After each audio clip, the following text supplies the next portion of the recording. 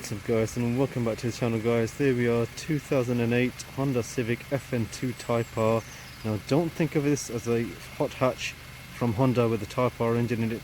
Think of it like a Star Wars TIE fighter, especially if it's a black one.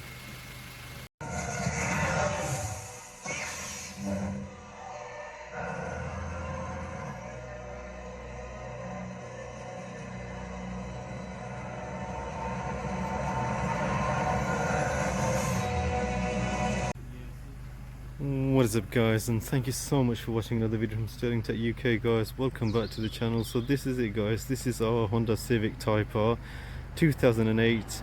It's an FN2 with very low mileage. So guys, we wanted this car for a long time. They are very desirable.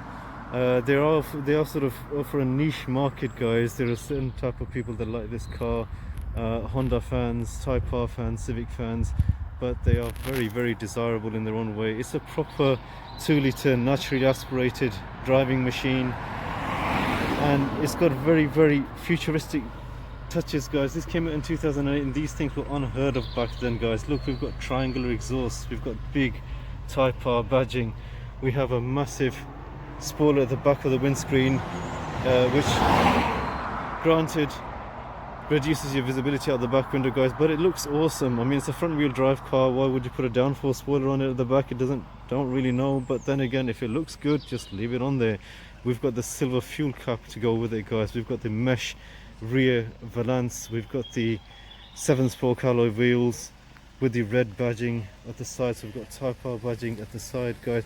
I mean, look at these door handles, they again triangular based continues. I mean, the whole car is like a giant triangle, if that makes sense. It's like a wedged triangle shaped car, but it looks so good even now that it's old, but it still retains an amazing posture. It's a very aggressive stance on the car, and we've got the Type R badges at the front, Type R grille badges as well to go with it guys.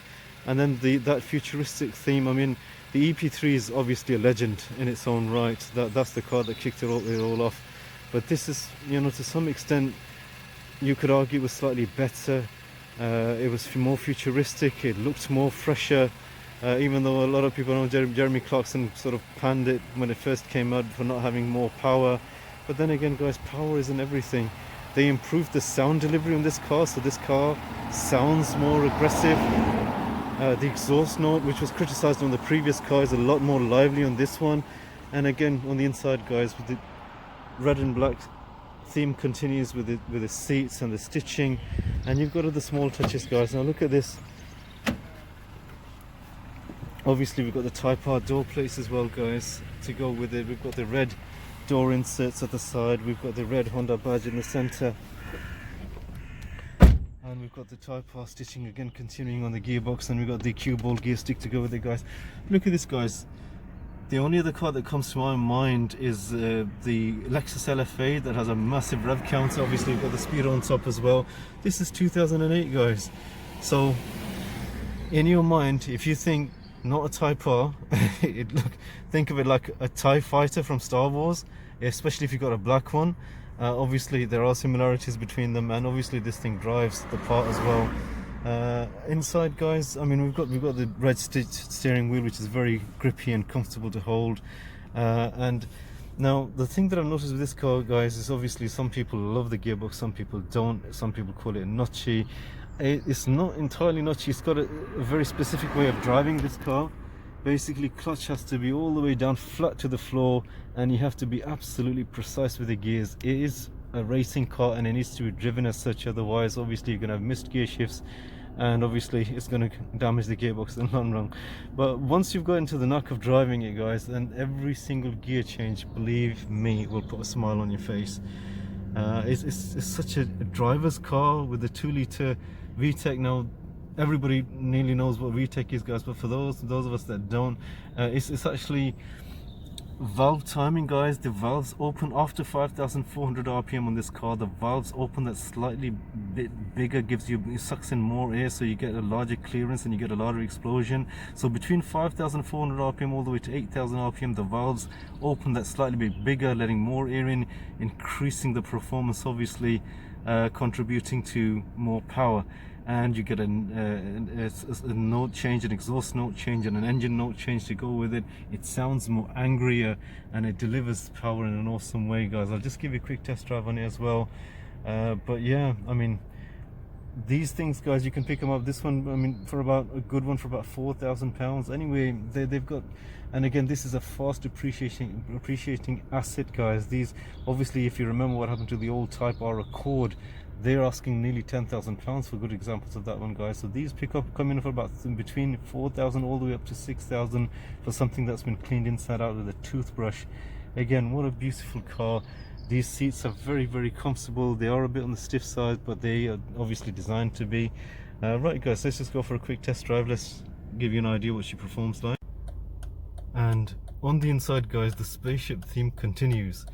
Look at that. That's an amazing rev counter. That's similar to the Lexus LFA. Again, in its time, these things were unheard of, and it looks absolutely super cool. We've got the red Honda steering badge to go with it. We've got the pinstriped gear lever gator, the cue ball gear stick with a 6 shift, and again, that's all painted in red. It's got the unique red Type R badges corresponding to go with the model that corresponds to this year of car.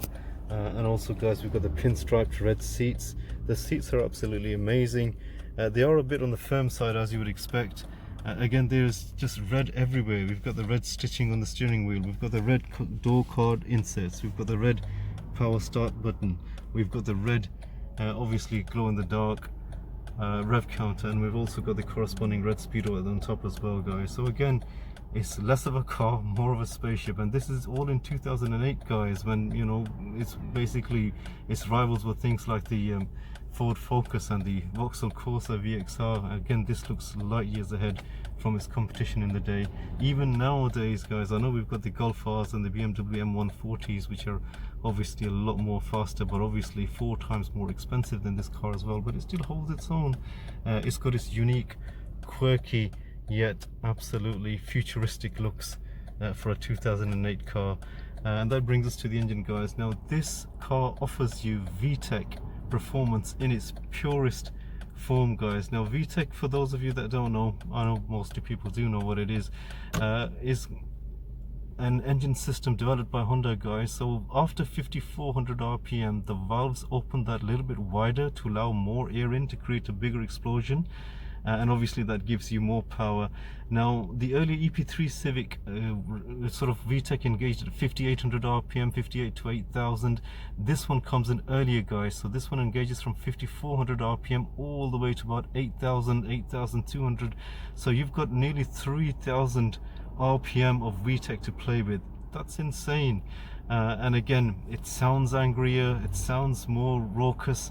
And the power delivery really does. I mean, it's not like a turbocharged thing where it'll kick you or move your insides, it'll sort of kick you into the back of your seat or make your insides move backwards, but it's still noticeable, and it's something unique, and you can still tell the boost. And again, 3000, again, guys, cars of this, I mean, the main rival for this would have been a Golf GTI, and that only revs to 6,500 RPM. And this is, you know, over 8,000 RPM. That's more like a motorbike than a car, more like a Honda CBR. Let's just give you a quick drive on it then, guys. So again, clutch has to go all the way down on this. It's got metal shift pedals. You have to be, the gears are very, very precise. Some people say they're notchy.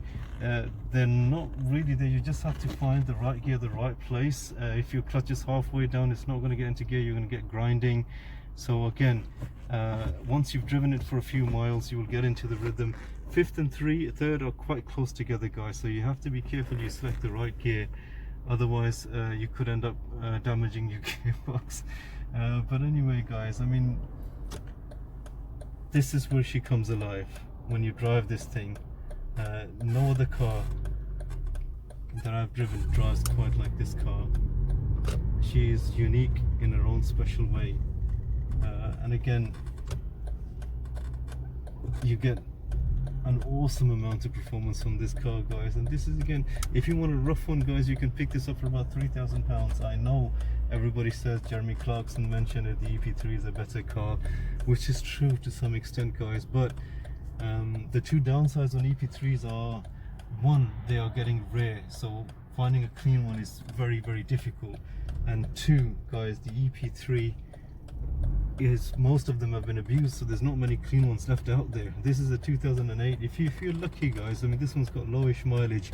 2008s and 2009s, you can pick this up for anything between 3,000 for a rough one, 4,000 for a good one, and 5,000 onwards gives you something that has been cleaned inside out with a toothbrush. So again, guys, I mean, the sound is phenomenal, the performance is equally exhilarating. All this for £3,000 onwards, guys. I mean, it really does feel like it's worth a lot more than it actually is. And you know, I mean, the suspension is, people have criticized it, and I do agree with this. The suspension is on the firm side, guys. You will feel the potholes, but then again, most guys, the type of person that you're buying this car, the type of car, you would expect that. You would expect firm suspension, and if you're a 20-year-old kid with no back problems, that's not going to bother you anyway. But then again, this is all about the engine, this is all about the performance, and this car will not disappoint you in that area. Every single gear shift is a joy. I mean, it's been such a long time, guys, that I've driven a car where I've enjoyed every single gear shift as much as I enjoy driving this car. It's that type of car. You want to get up on a Sunday morning when the roads are empty, and you want to put it through its paces, and it will make you smile all the way to work, all the way to wherever you want to go. It's such a joy, especially that VTEC engine. It's one of, I mean, again, in its purest form, guys, the VTEC in this particular model. Now, the EP3 was good, but it came in at 5,800 RPM, 58 to 8,000 RPM. This one comes in earlier, so you've got 5,400 RPM to all the way to 8,000 RPM. And in the latest model, that's turbocharged, so that critically defeats the object anyway with VTEC if you've got a turbocharged engine. But then again, guys, you know, I mean, it gives you the biggest range of VTEC out of the three models. It still retains absolutely beautiful futuristic looks. It handles well, it looks good, and the engine will just keep on delivering. I mean, this is the difference between this and normal cars. Is as soon as you, I mean, I'm doing 4,000 RPM. Let's just put, oh my god, 6,000, 6,500, 7,000. This is it, you see. No other car drives like this car. I mean, it's just absolutely phenomenal in performance, guys. I mean, it is a handful. So you have to be very, very careful where you want to put this car, how you want to drive it. Absolutely. I mean, it's a lot more than a lot of people bargain for. So in the hands of a sort of novice driver, it can be sort of a bit overwhelming, but it's an amazing car for the price and for what you get for the spec for it, guys. It's absolutely a beautiful package. And again, guys, this is a fast appreciating asset. So you know, I mean, before these sort of, they push the prices up to £10,000, you might as well get your hands on one and make the most of it while you still can. Anyway, guys, hope you enjoyed this video. Thank you so much for watching. Please kindly hit the like button on your way out. Please kindly subscribe and stay tuned for more car reviews coming your way. Thank you for watching, guys. Have a really nice day.